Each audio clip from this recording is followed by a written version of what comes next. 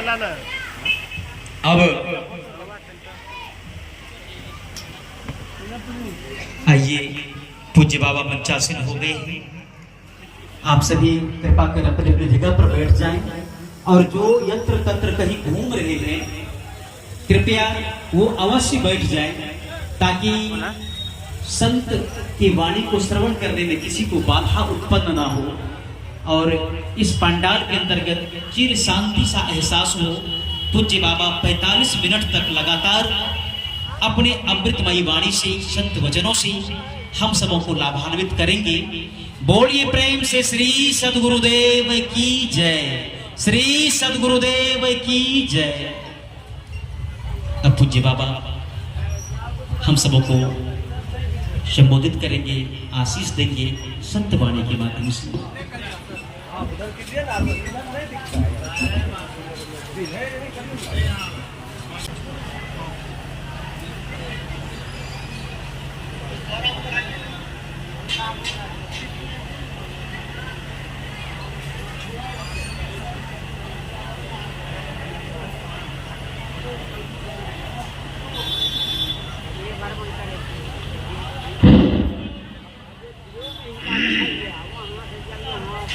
बोलिए सद्गुरु बंदी छोर कबीर साहब की जय। ध्येयं सदा हि सुगुरोश्चरणारविन्दं ज्ञेयं शुभं कलिमलोघहरं सुवाक्यं नेयं मुदायति वरः परिपूज्यमानं सेव्यं भजामि चितरोपमजं कबीरं वेदादितत्त्वमखिलं निजभाषयाय सम्यगधिवाच वचनं विषयं स्वरूपं तं सर्ववन्दे चरणं शरणं कबीरं नित्यं नमामि नवतां भवमुक्तिहेतुं। बोलिए सद्गुरुदेव की जय। बंदी छोर कबीर साहब की जय। सतलोकवासी साधु शरण साहेब की जय। बोलिए सद्गुरुदेव की जय। के मन निवेदन पर मैं आपके चंदा गांव में आया हूँ। वैसे नाम तो मैं सुना था लेकिन शायद मैं प्रथम बार आपके यहाँ आ पाया हूँ। अन्यान दूर दराज से पधारे हुए संत महात्मा गण तथा परम श्रद्धेय स्वरूप लीन साधु शरण साहेब जी के श्रद्धांजलि सभा में उपस्थित देव एवं देवियों, चालक महोदय अरविंद शर्मा जी जो बहुत ही कुशल संचालक हैं, मैं इनके उद्बोधन का सराहना करता हूं। और इन्होंने कहा कि परमात्मा की प्राप्ति कैसे हो, उसकी साधना की क्या विधि है, इस पर प्रकाश डाला जाए। बहुत ही अच्छा प्रश्न है संचालक महोदय का, जो समीचीन है।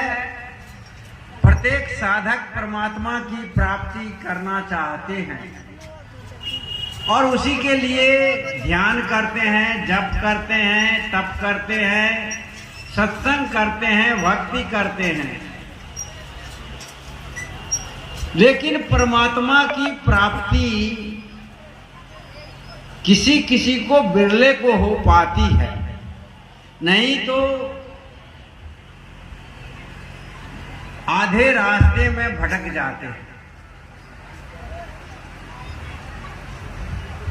परमात्मा प्राप्ति की क्या मार्ग है, क्या प्रयोग साधन है, तो सबसे पहले यह समझिए साध्य, साधन और साधक, तीन बात पर ध्यान दीजिए। साध्य, साधन और साधक। ये 3 शब्द है। साधक आप सभी को ही है, चाहे साधक हो या साधिका।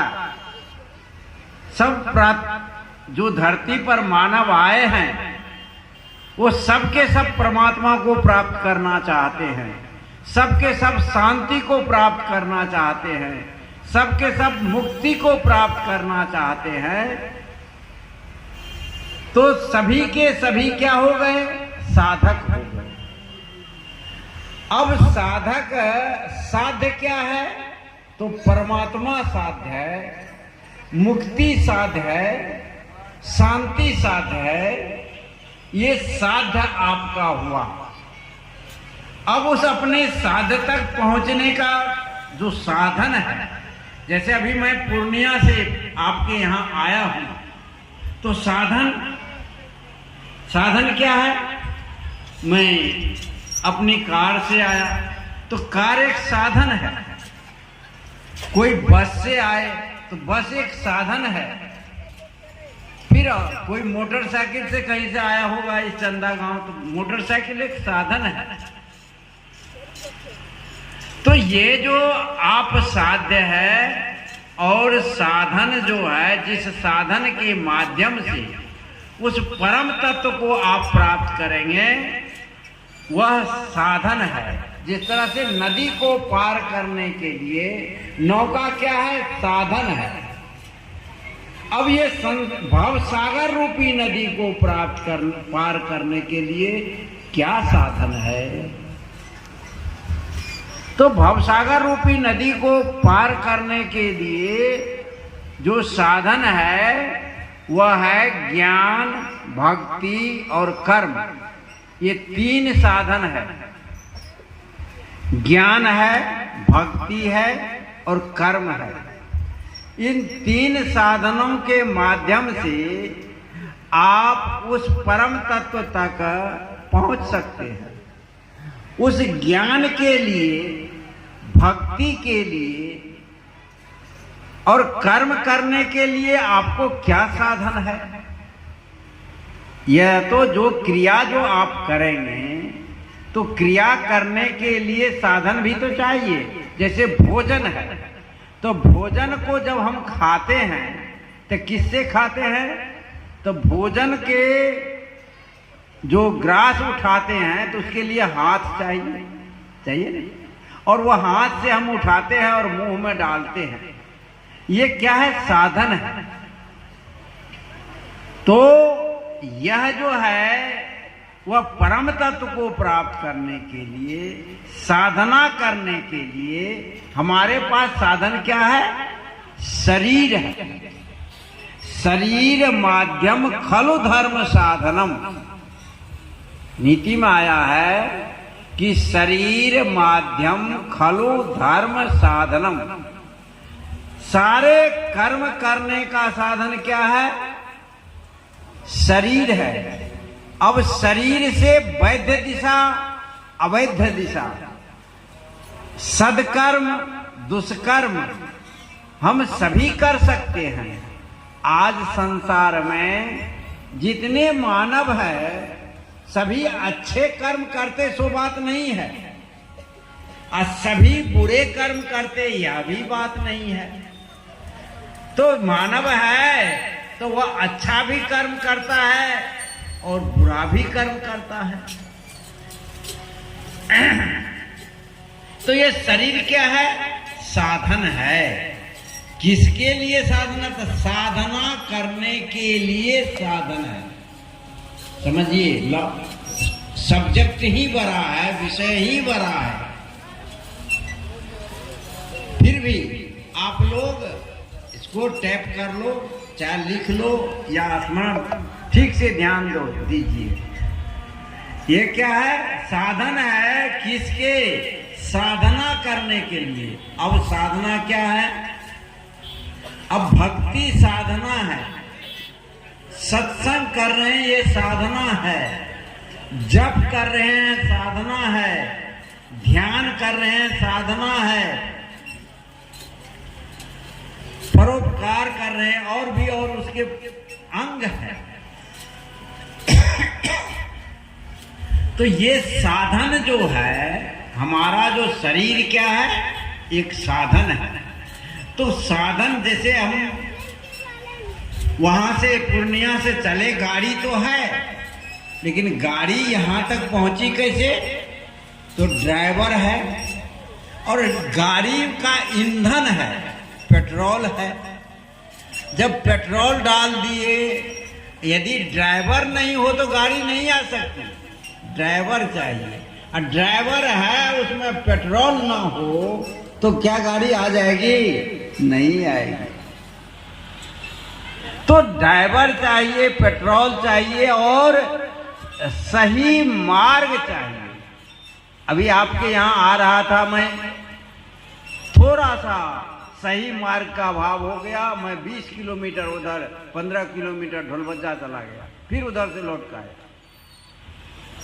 तो ऐसे अभाव सही मार्गदर्शन की, आज जो साधना के मार्ग में भटकाव है। कबीर साहब ने कहा, नाम न जाने गांव का, भूला मार्ग माही। हमें कहाँ जाना है उस गांव का नाम हम नहीं जानते हैं और मार्ग में भूल गए तो हम है नहीं है। लेकिन सब मनुष्य तो है।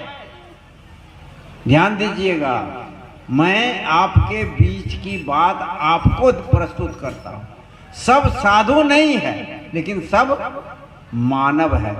तो मानव ही साधु है ना, मानव ही चोर है ना, मानव ही बेईमान है ना, मानव ही शैतान है ना।